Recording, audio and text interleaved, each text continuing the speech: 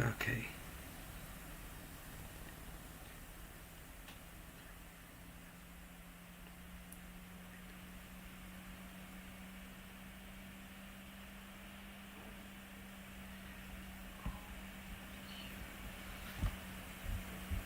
Freaking internet. I swear this is a Ted Cruz conspiracy. I swear this is a Ted Cruz conspiracy.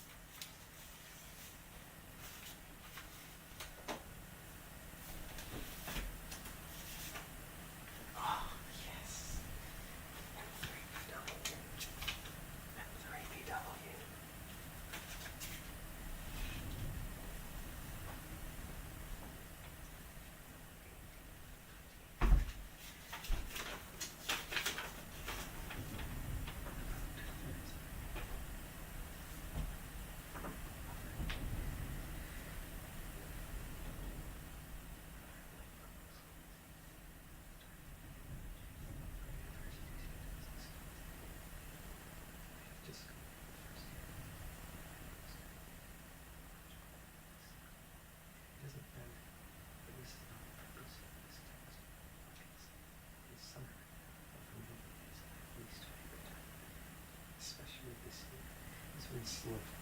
For the length of the summer holidays is 2 months longer than usual. It has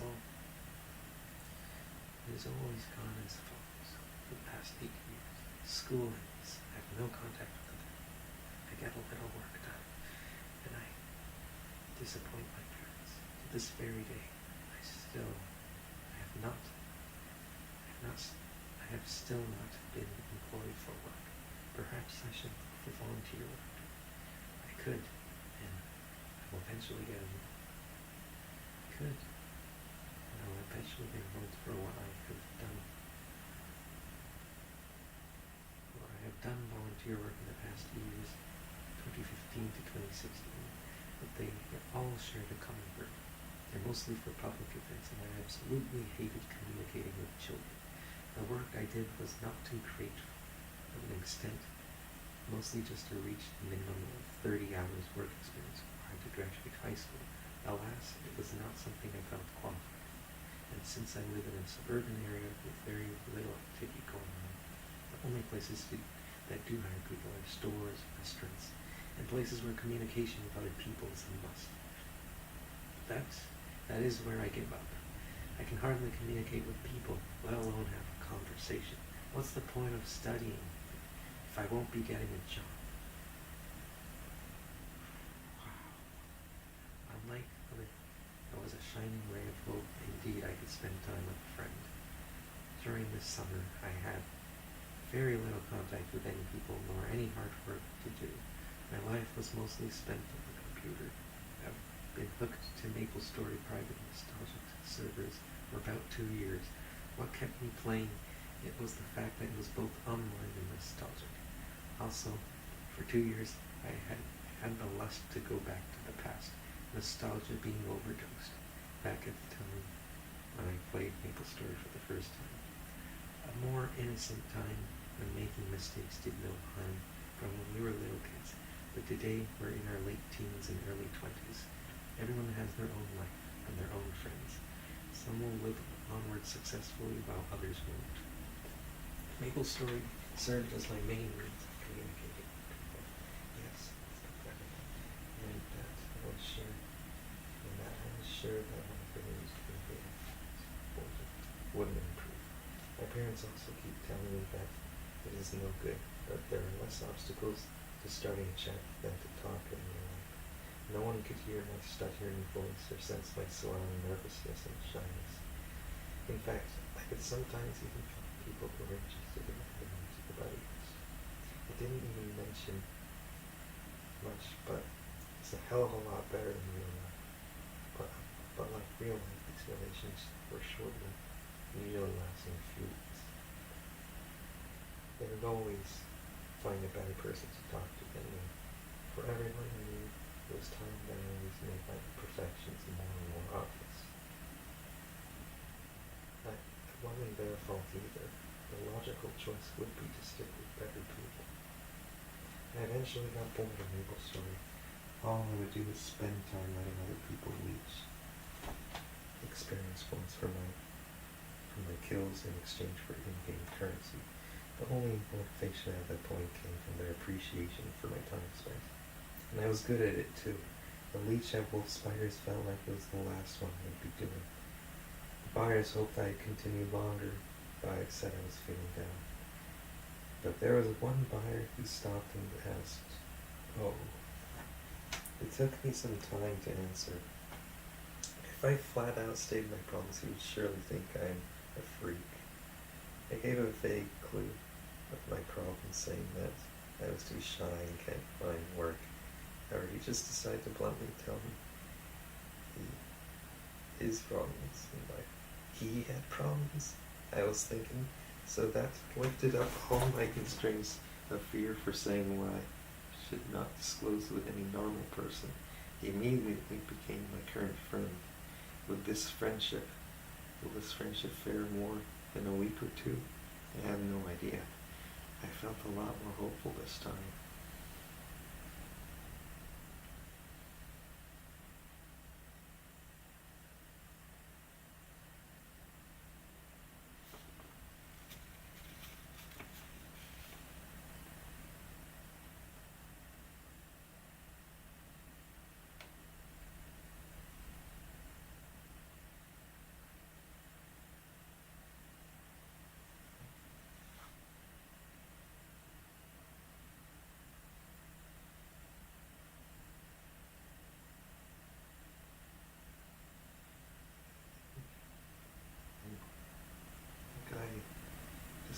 clearly trusted me and I could trust him too. His name was Jonah. For the next week after today, Jonah would be the person with whom I would talk, however limited chat and my ability to speak through the voice would be. For this reason, I spend many hours playing MapleStory each day. To be able to see him, he really was the best person I could hang out with. At least I felt a lot less shy being with him. His personal issues were far greater than mine. A 24-year-old living with his grandparents who rarely goes outside. I kind of understand why he feels worthless, not employed in education or in training, as he says. It's quite a sad fact. It's so easy to feel ashamed for that. On the first day I met him, he said he would end his life at the age of 30 if he couldn't move forward. He moved his ending time to age 25. I couldn't understand why. I know it's selfish to think this way, but it would also be a great loss for me if he were to be gone. When in the world will I ever find such a person? I made futile efforts to make him reconsider. Of course, with my deprived communication skills, I'm not convincing. I haven't gone on MapleStory yet. He must be waiting for me right now. Wow. What a sad story. What a sad story.